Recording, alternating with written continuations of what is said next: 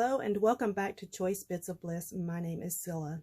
In today's video, we're going to talk about organizing and getting clarity in our space and letting go. So you might want to grab a drink and get comfortable if you intend to watch this entire video in one sitting. It could get long.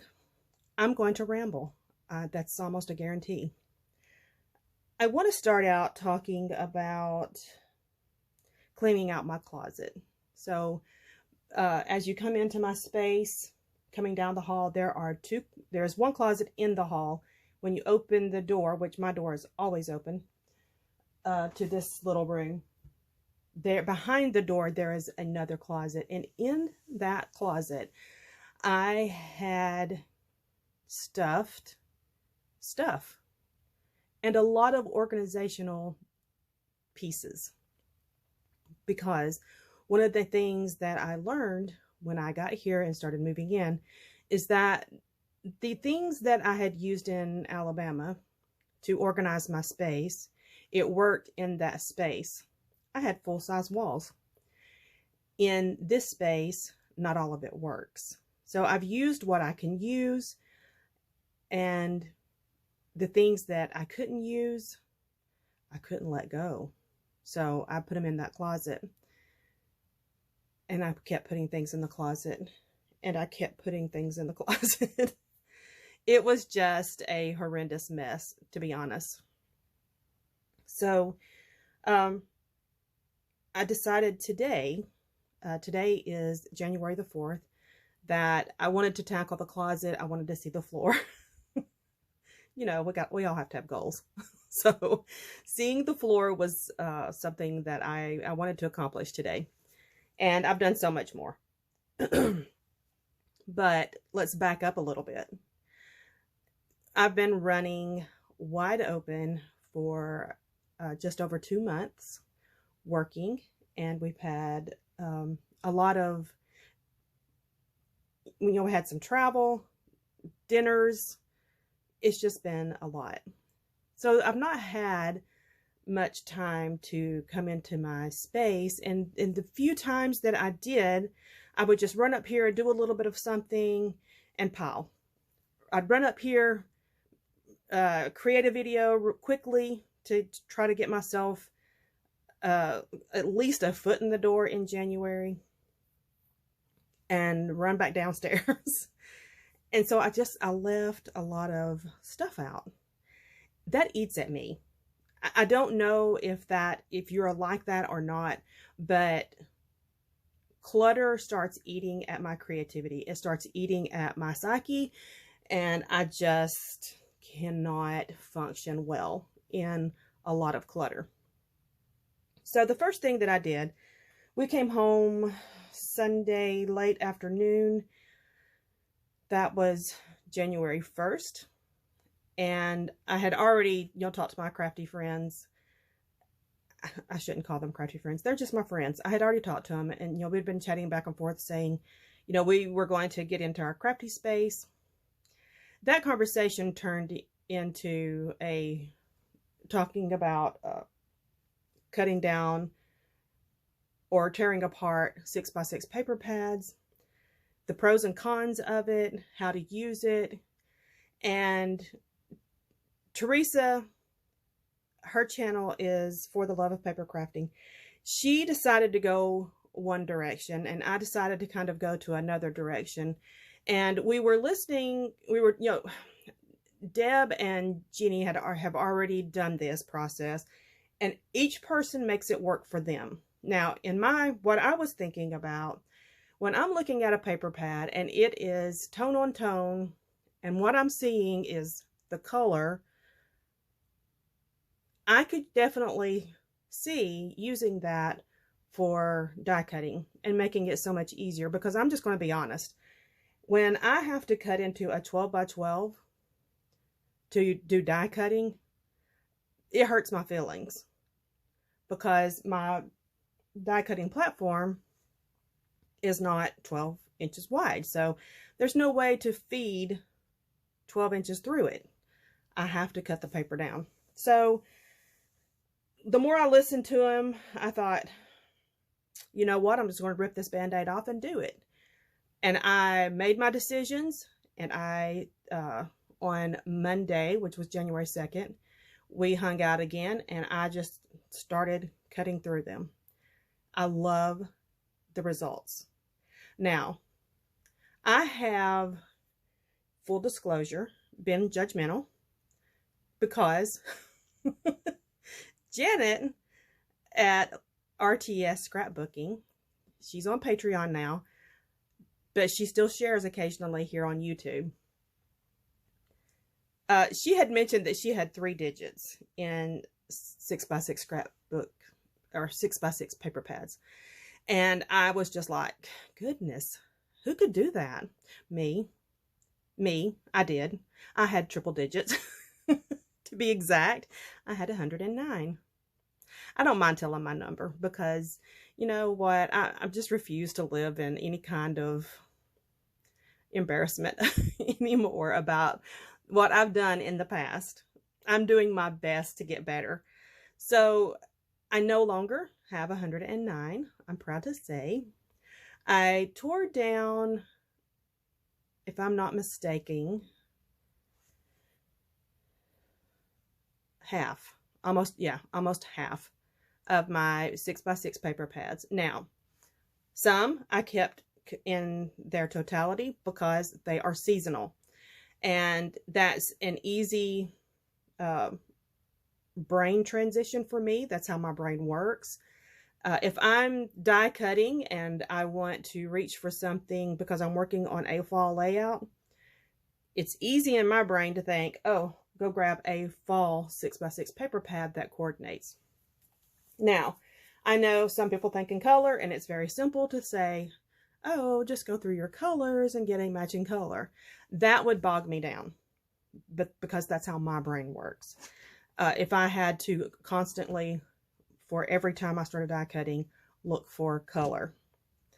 And then there are times that if I'm working in a certain color, adding color to it, you know what, I'm not going to try to explain this. I have a weird brain. Let's just accept that. So anyway, I kept my seasonal pads together. They're in the back of my torn down paper pads, separated by color. And I also kept, I had 2 wood grain paper pads, 6x6 paper pads. I kept those intact. And I had 5 that were die cuts with a view cardstock, you know, little, they were just cardstock, colored cardstock. So I kept those intact. And the rest that I did not tear down, that don't go with a collection, I put back in a container that fits in one cubby. I'm so proud of that. And it's not always all the way full. I did not do a final count to see what I have left. It's not important. I know now. I also purged papers that were not attractive to me, or that I didn't think that I would ever use. I purged those, and I have consolidated quite a bit. I'm proud of it. I'm so glad that we worked on that together and we finished that project. One of the things that we talked about is that purging isn't necessarily product. Purging can mean getting rid of packaging. And I did. When you tear down pads, you're getting rid of 2 pieces of cardboard, chipboard, cardstock, whatever it's made out of, the covers. And there's plastic, and you know, the list just goes on and on and on. Getting that out of your space is also a form of purging, and I don't know why it has taken so long for me to realize that the packaging takes up space, just like things that we don't enjoy using anymore. So that's enough about that. I'm going to get back to working in my some of the organizational things that I've done. But I wanted to talk about what I've got laying down here in front of me real quick. When I was cleaning out my closet, of course, I ran across my color wheel. Now I have several of these, but this is just a small one that I like to take when I'm working in color, because I don't think in color. And this helps me to look at families, and on the back it breaks down what's complementary, what's split complementary, the triad, the tetrad. It breaks it all down and makes it really easy to understand. I love having access to a color wheel. I just wanted to mention that. I won't charge. I found this bag of, well, I found two things. So these down here are layouts that need just a little bit something else to them that I had put aside. And this bag is base pages. And I want to not have them in a bag because I'm going to flip through them, and I'm going to decide if this is something I want to keep or if it's going to be something that I want to maybe donate or get rid of, whatever. But some of them I may just put to the side and add photos to because I like it. So I love this one. I like that. I think that is adorable.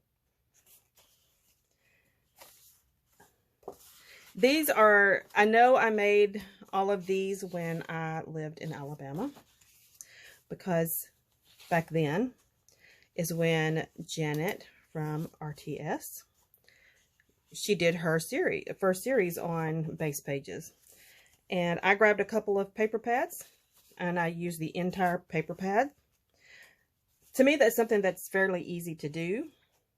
And I just started making base pages.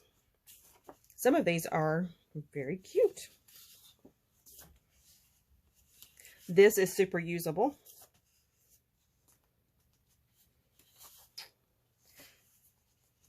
And I can actually see myself working with some of these. These look like they need to go together. So let's just stack those on top of each other.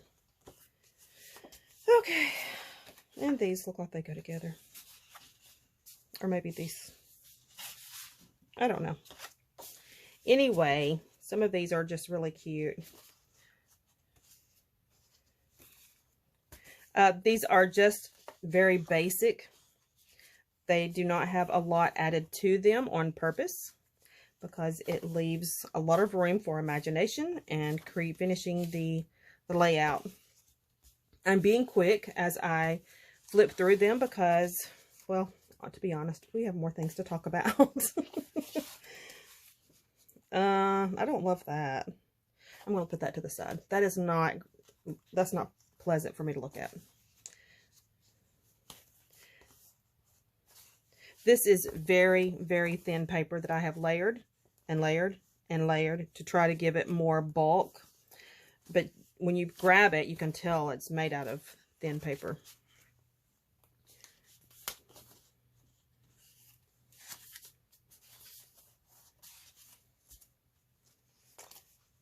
I stinking love gingham. I don't know when that will pass, but I love gingham.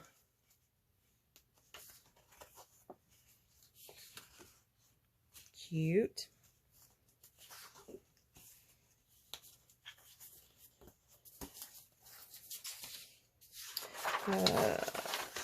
These are layouts that I had done in a class when I had gone to Houston. What is that? Oh, Creating Keepsakes convention. And I need to add photos to these. If you ever heard of Keller's Creations, that I had taken one of her classes. Aren't these cute? So one of the things that she was talking about in that class is how to use really themed product and to get other layouts created from it. We made a lot in that class with very little product. That's another one of her points of teaching, is how to use very little product and to get a big impact. Oh, I like this one. Yeah, some of these I can live without for sure. And then there's some of my like. Ooh. I recognize this paper immediately. So I had used up all of this collection. And when I got down to scraps, I used my scraps to create base pages because I just couldn't bear to live without it. And it is, and I guess it will always be, maybe, one of my all-time favorite collections. Give me 1 second. I apologize for that, for getting interrupted. Anyway, that collection is Pink Paisley, Auburn Lane. I love it, love it, love it. Okay, so that's the base pages. And now we're going to go through some layouts that I just haven't finished. This is my youngest when he was a senior. And this is at a fireworks show our friends had done in Canada for Canada Day.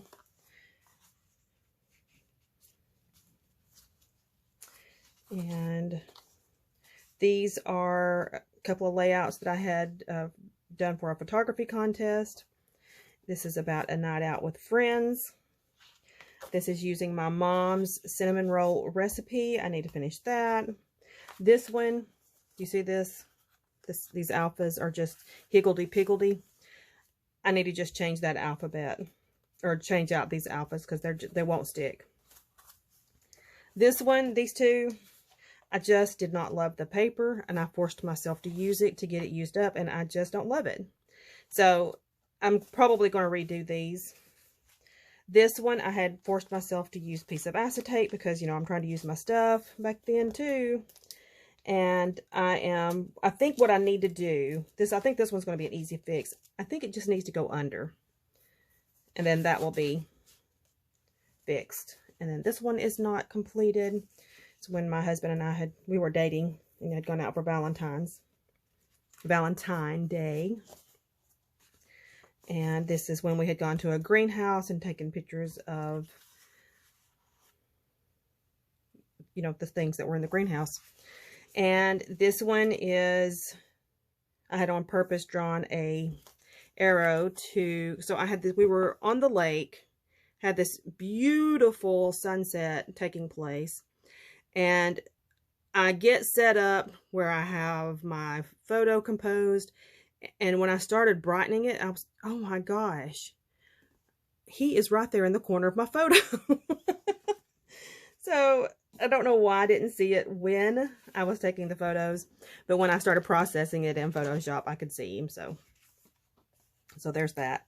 And then this one is this is about the layout.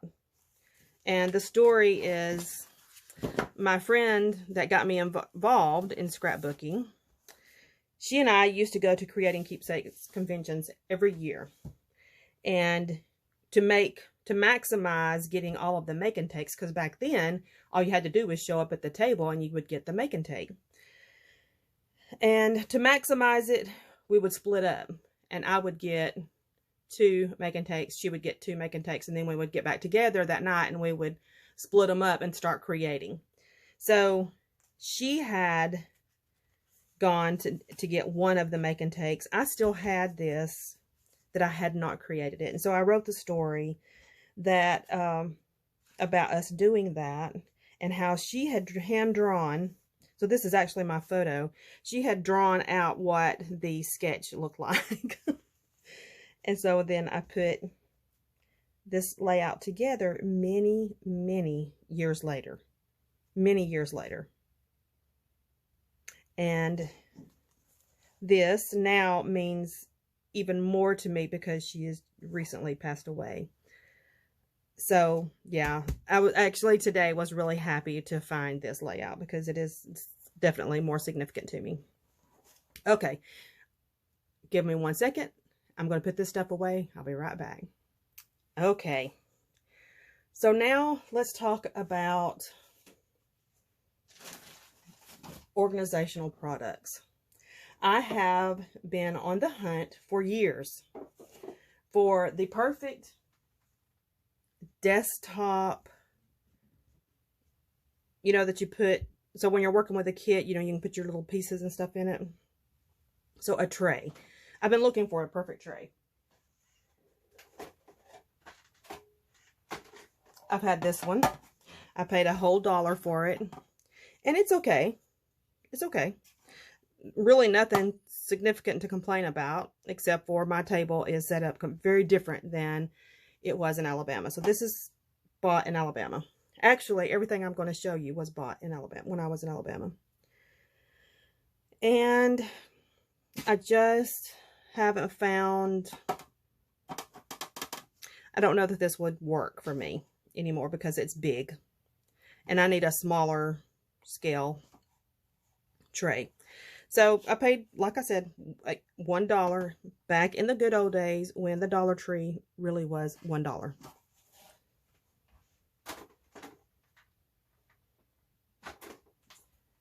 So I'm shifting things around a little bit back here. Then I came to this one. So this was bought, who knows, maybe Target or something like that. Or TJ Maxx, or I don't know. It's not important. Anyway, so I had this one. So it's got 3 places it's divided. And it's okay. But still left me lacking.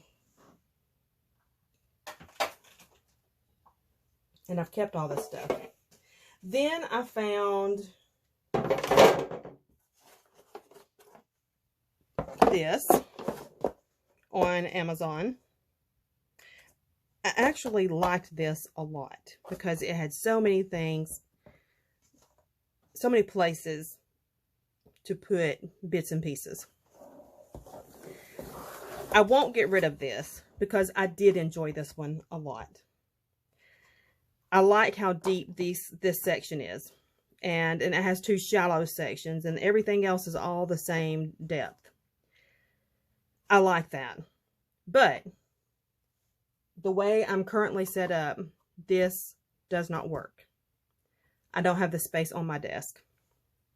So I do have a new desktop that I've not set up yet. So this could very possibly work in the future. And I didn't just get one, I got 2. The glue's coming off of the bottom of that one. So there's that. Then I think I saw someone else get this one. So I thought, you know what, I'll get it and try it out. I know better. I know better than to do these things. But I did it. Wasn't really happy with this at all. It just doesn't work for what I use. So the black one is the winner.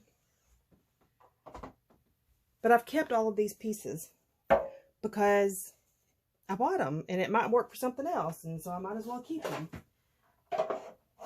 And today I'm just to the point that this stuff robs me of space. Oh, I also have this ginormous one. Now, I love this for large projects. When I did the Adventelope Challenge, this is what I used because I was working with elements for 24 different envelopes, and they were getting mailed out to 25 different people. So, yeah, I needed all of the different spaces, and I needed the large areas. So this works for great for large projects. However, I also have to store it. So that is the downside to this. I pretty much have to slide it under the bed. Then I got the Fajala. I got 2 of these. I don't need 2 of these. I need 1. and I need to stop buying 2 of something just because I think it might work. Because once again, I don't have the desk space to set up 2. I only have the desk space to set up 1. And I have one that I'm using right over here. So this is going to be donated.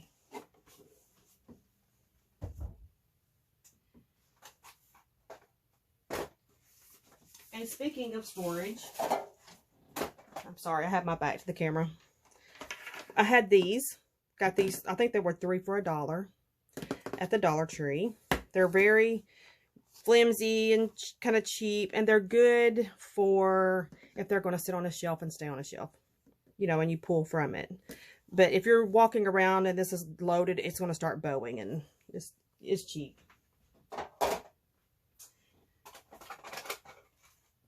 And we're talking about not being able to let things go.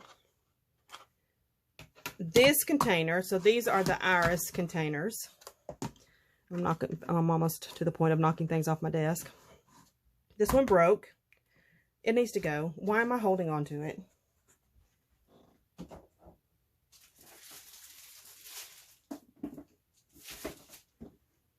So I have 2 more that don't have something in them. I can use these if it's for storage. These do not work for me when I need to pull from and access it all the time. Anything that has a lid on it that I have to fiddle with and then mess with to get it to work, that is not good for me. That is almost a guaranteed recipe for not being touched, because I don't know what it is about my brain chemistry or concept, or I don't know why this bogs me down. But if I have to get into a lid and open it up and then dig through it, that bogs me down, and I won't use the product. I need it to be open and accessible. But if I know what's stored in it and I have it stored in a logical way, I definitely can use them in that way. And for a final little plug, these are the record sleeves that I purchased. I get them on Amazon. They are 4 mil thick. Now, the reason I get the 4 mil thick is because, see here how this rattling of this plastic, you don't hear that with this. And this is extremely thick and durable. So I have used these for several years now, and I can reuse them over and over and over again. Now, this is going to kind of be a segue into the next part of the conversation that we're going to have.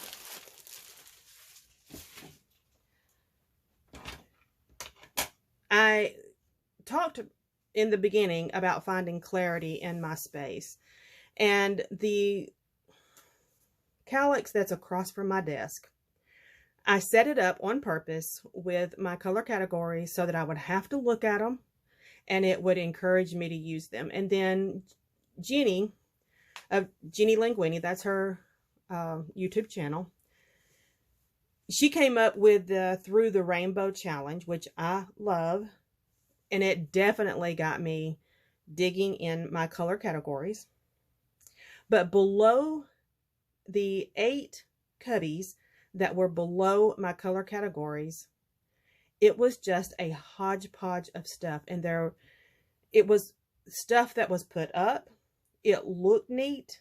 But when I would want something that I knew I had, I would go over there and I would have to spend a lot of time digging to find it. I knew I had it. I just didn't know which cubby it was in. That has changed. So this little bit of time that I'm taking it off, I have taken out all of my loose papers that came from paper pads. So I had torn down several paper pads, and I'm sorry, I'm playing with something that I shouldn't be. And I had just stood them in the cubbies without any rhyme or reason. Not a good recipe. I also had paper pads that I wanted to keep over there. No rhyme or reason. I had collection kits that didn't go with a theme or a season or anything. More everyday type kits. Higgledy-piggledy. No rhyme or reason. Just thrown in a cubby. So now what I have done is, if it is a single manufacturer piece, that means it has a manufacturing strip on it, that I don't have it designated. I just bought it because I liked it, and we all know I have done that. I have quite a bit. I have those isolated. That's going to start becoming kits. And I have my manufacturer kits and collections. I have those isolated and in a logical order. I have my paper pads that I want to keep. All of them fit in one cubby now, and I have those in a logical order, and I know what's there. I ended up having quite a bit of Vicki Boutin, and the albums that I have made taking her classes. So I have those albums and the product that I have bought all in one cubby. So Vicki Boutin has her own cubby. Let me look down what else I have. Oh, travel category. I have pulled out everything that is in the travel category. I have isolated it into one cubby.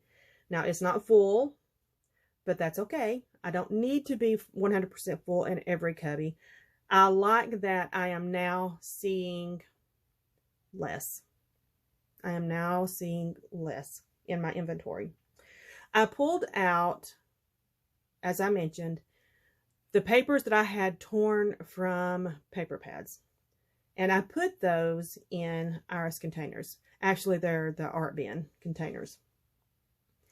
And I have them put away because I want to play with those when I get ready to start making kits. And I want to know exactly where they are. Before, it was mixed all in that mess across my desk. And now that is, each cubby has its own job. It's transparent to me. I can go over there and find what I want, what I need in a short period of time, and use it. And I'm happy with that. That is how I already had it set up, the ones behind me. Because, you know, it was easy. I have the seasons set up. I have my themes set up across the top row. And then on the bottom were large collections. So I knew what was in each one of those cubbies. Across from me was what was just, it wasn't a smart plan to not fix that a long time ago. I had to fix it right now. Because this is what I'm looking at every time I look up. And every time I looked up, it was just like, I have no idea what's in that cubby. And that is just kind of eats at my soul a little bit. Now I know. When I look up, if I'm in mid-project and I'm working on something and I have a thought, I need to go get this and that, I know exactly where to go to get those products. I cannot tell you how happy I am about it. It gives me, it helps me have peace. I'm very, very happy with it. I have reduced again. I decided not to film that process because I purged some of my 6x6. When I was going through the papers from the paper pads, I reduced that again. I will tell you this, that what I've kept makes me excited, and I can't wait to play with it because it's great paper. And that's how I want to feel every time I open up something or get into it, I want to feel excited to play with it. I don't want to have stuff just to have things. And that touches back into just letting go. I have had some struggles letting go of organizational products because it's not always cheap, and it you never know when you can use it. So today I'm letting go. I'm letting some things go. I'm not saying I've got this thing conquered, but I am one step ahead. I can tell you that. I want to put something down here that's pretty to look at,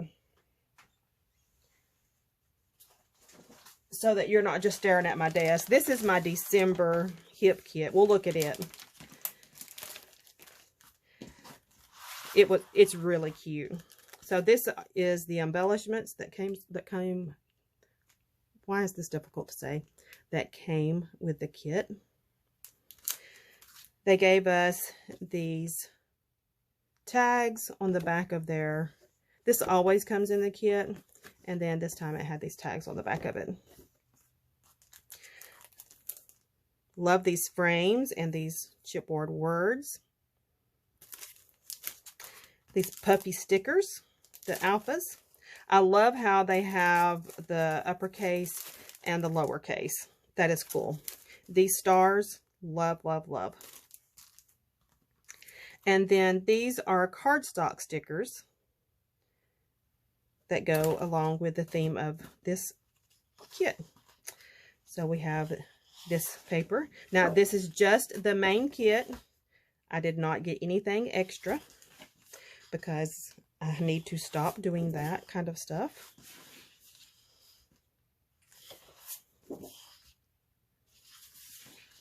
This has my heart. I love, love, love, love how it slightly gets fades as it goes in it gives you that perspective look. I like these. This got a nice grid. Pretty. I like this a lot. Pretty floral. And this is more, of course, winter theme, but it's pretty versatile. I can see using this for other layouts than just winter. This is cute.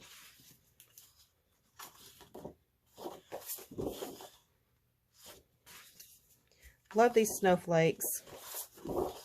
And this bokeh is really nice.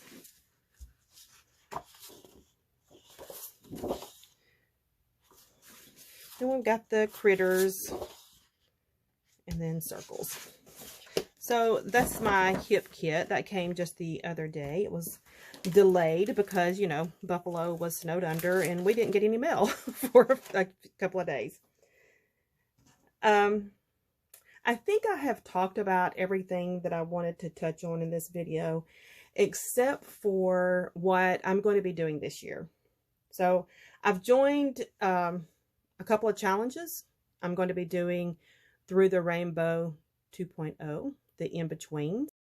And I'm going to be doing Tool Time Tuesdays. I'm going to be doing themes on the 13th. And I will be doing Collection Obsession. These challenges keep me going and keep me motivated playing with my products. That's all I want to do. I want to just be able to come in my room and play with my products. That's it. Really simple. So no grand goals, just slow down, bringing stuff in and play with what I have. All right. That's it, friends. I think I have talked enough. Let's come back and chat again soon. Bye-bye.